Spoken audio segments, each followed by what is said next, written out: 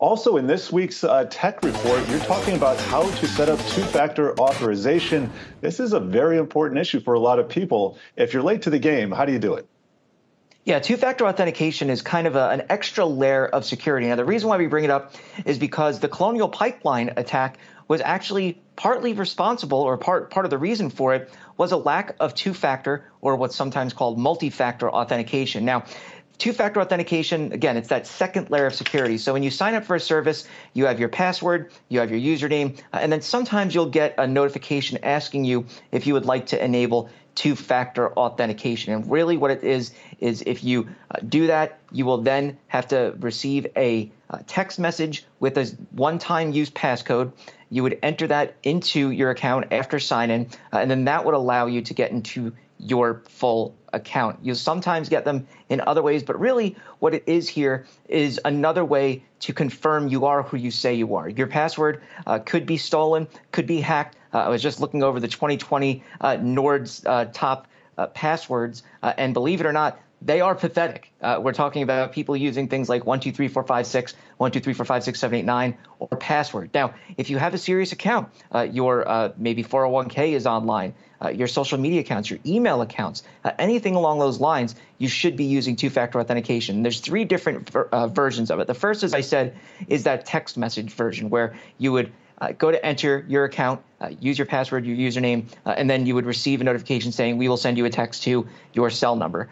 Those are good, but they're not perfect because in some instances, hackers can actually clone your phone number and receive your text messages just as you would. So in that instance, they would be able to use your username, password, and that one-use time passcode to get into your account. A more safer version, or a safer version rather, is one that uses an authenticator app. Now, those are made by the likes of Microsoft or Google. You may even use one with Duo Mobile for work. What those do is they generate a one-time use passcode that you would enter in addition to your username and passcode. Those are very safe, but the problem is you always need to have your phone on you. And if you get a new phone, you have to deactivate your two-factor authentication on your old phone and then reactivate it on your new phone.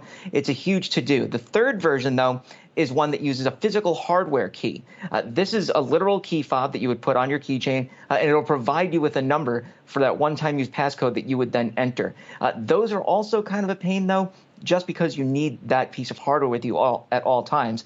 And there are some new versions of two-factor authentication that take into account facial recognition or fingerprint scanners. And those are probably the easiest ones and the most secure because facial scanning is probably one of the most secure ways to fingerprint yourself, or not really fingerprint yourself, but face print yourself when you're trying to protect your online identity. So how important is it to have these? As I said, it is pretty easy at points for hackers to just use brute force attacks, to break into your account. And if they're able to do that, or they're able to somehow guess it based on something you may have posted online, you say your pet's name, you say it's my birthday today, and that's an easy way for a lot of people to have their passwords taken.